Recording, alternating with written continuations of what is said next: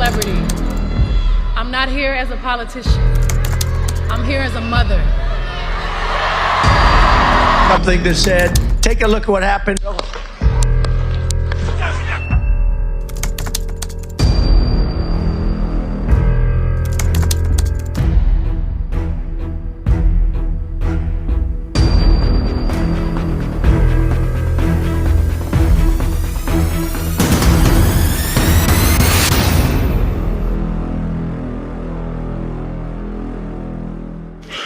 4 anos após a sua derrota para Biden, Trump derrota a candidata democrata Kamala Harris. Não é qualquer candidata.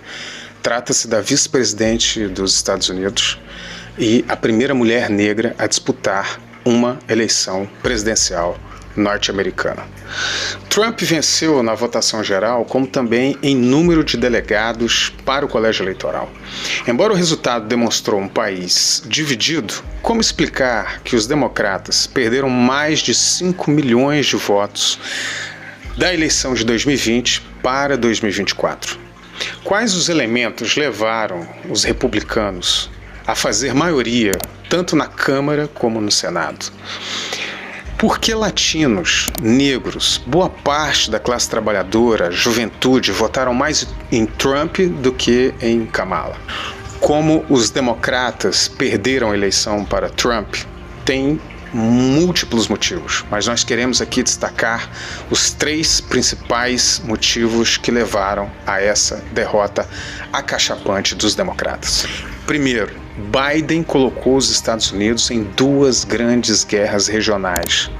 Ao apoiar com recursos financeiros e militares os exércitos da Ucrânia contra a Rússia, como também as forças militares israelenses contra os palestinos. A crítica dos gastos e consumo de recursos com guerras fez parte do debate eleitoral.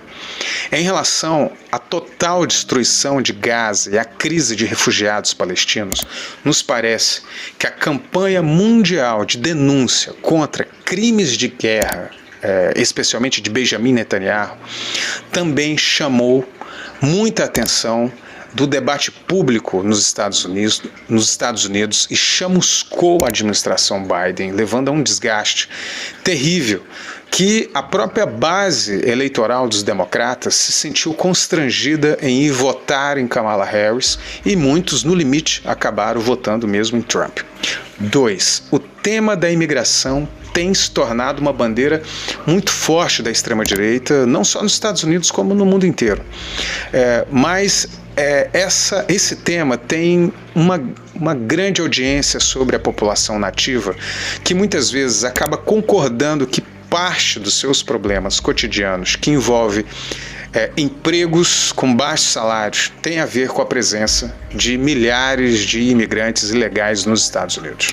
Vamos lembrar que Kamala Harris, entre as divisões de tarefas ali no governo, ela tinha entre suas responsabilidades cuidar ali dos conflitos que havia na fronteira entre Estados Unidos e México. 3. O custo de vida nos Estados Unidos é um problema que todos os governos prometem resolver, mas pouco tem feito de significativo.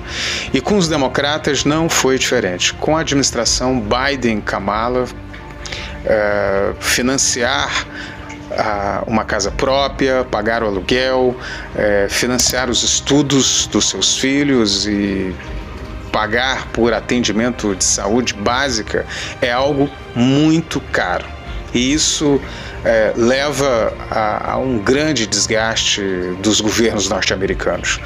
Então, vejam, juntando o alto custo de vida com o tema dos imigrantes e os altos gastos com guerras em países distantes dos Estados Unidos, isso gerou um ambiente, uma atmosfera propícia para a crítica e o crescimento da extrema-direita nos Estados Unidos.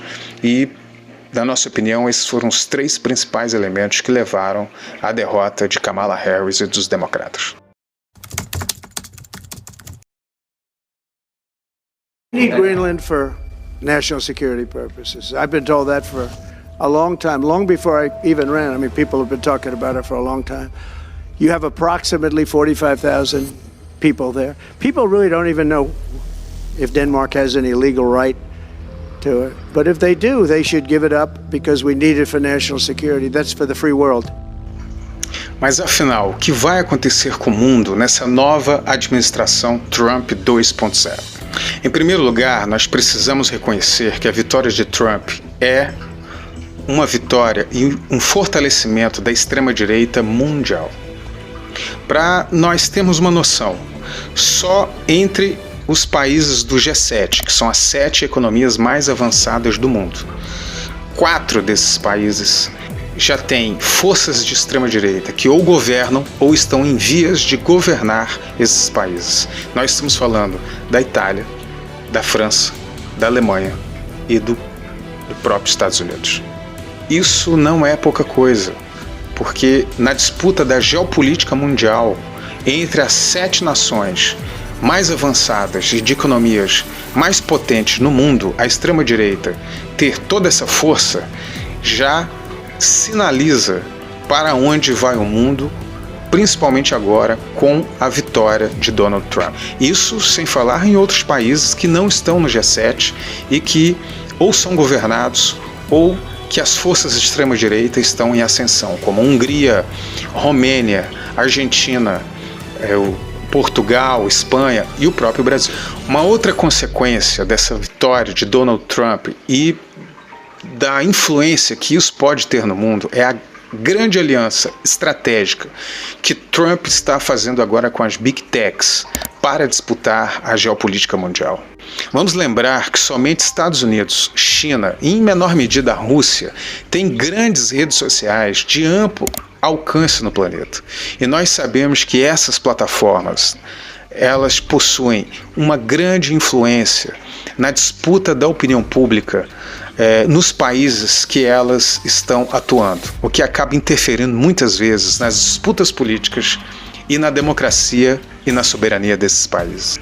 E quais são as principais disputas políticas que Trump deve se concentrar na geopolítica mundial nessa aliança com as grandes Big Techs? Trump 2.0 deve se concentrar na disputa econômica com a China, consequentemente com os BRICS. Isso significa uma guerra comercial que envolve taxações, sanções, proibições de produtos chineses pelo mundo. Nós já estamos vendo agora o tema do TikTok nos Estados Unidos, que acaba de ser expulso. Além disso, a defesa do dólar como a principal moeda do mundo é também uma prioridade para Trump, pelas vantagens que o posicionamento do dólar dá hoje para a economia norte-americana. Então, qualquer iniciativa dos BRICS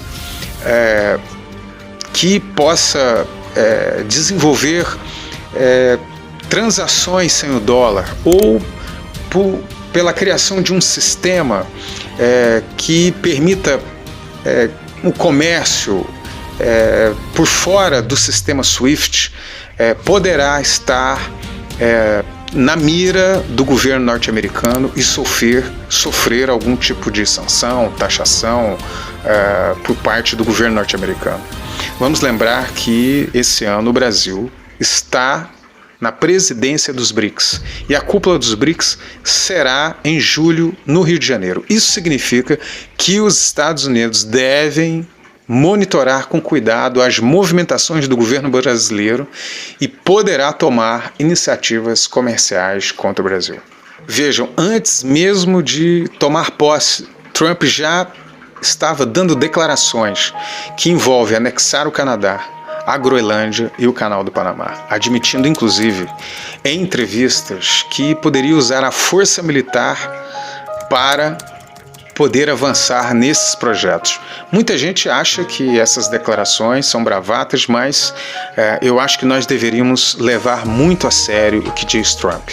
Os Estados Unidos têm uma dívida muito grande, que gira em torno de 34 trilhões de dólares. É quase 100% do seu próprio PIB. Além disso, para conseguir manter a sua hegemonia econômica para enfrentar a China, a Rússia, os próprios BRICS, Os Estados Unidos precisam ampliar o controle sobre fontes energéticas como o petróleo, precisa ter mais acesso fácil às terras raras, que são minérios determinantes para a indústria high-tech, e precisa aumentar as facilidades do transporte marítimo para otimizar a sua geologística pelo mundo. Caso os Estados Unidos conseguir anexar via negociações ou pela força o Canadá, a Groenlândia e o Canal do Panamá, com certeza o projeto MAGA, que é tornar a América grande novamente, poderá estar em condições perfeitas para decolar.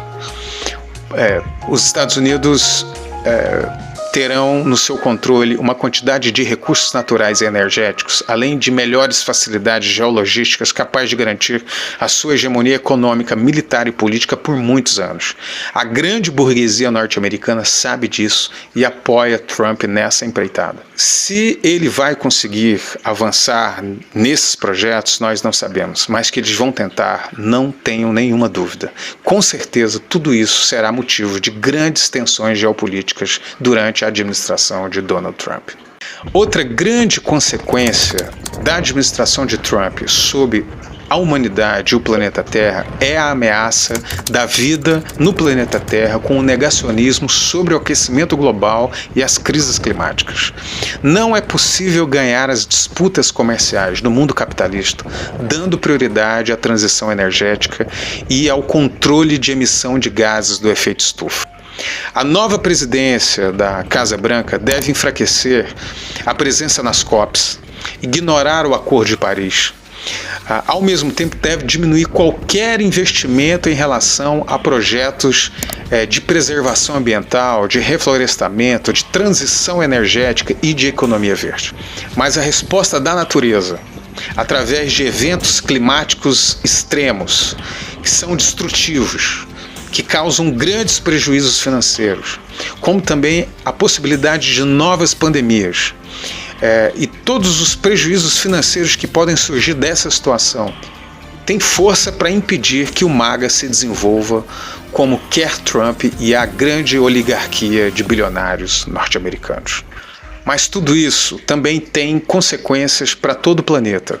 A destruição de safras inteiras, a destruição de infraestrutura de vários países por conta de eventos climáticos extremos pode gerar inflação, pode abalar a economia de muitos países e pode levar a grandes crises políticas em vários continentes pelo mundo. Muitos ainda se perguntam como vai ficar a situação das guerras que estão em curso. Trump vai inflamar mais essa situação ou vai buscar acordos de paz entre esses países? Bom, existe uma tendência a acreditar que Trump possa buscar acordos de paz com a Rússia, como também no Oriente Médio, para poder se concentrar no que a administração de Trump considera prioridade, que é a disputa comercial com a China. Então, pode ser que exista uma movimentação da administração Trump para avançar em acordos de paz com as guerras que estão em curso. Mas isso é algo que está no campo das hipóteses, como também não está nada garantido que outras guerras regionais não existam, porque na administração Trump a disputa comercial ela pode se desdobrar também em guerras e disputas militares.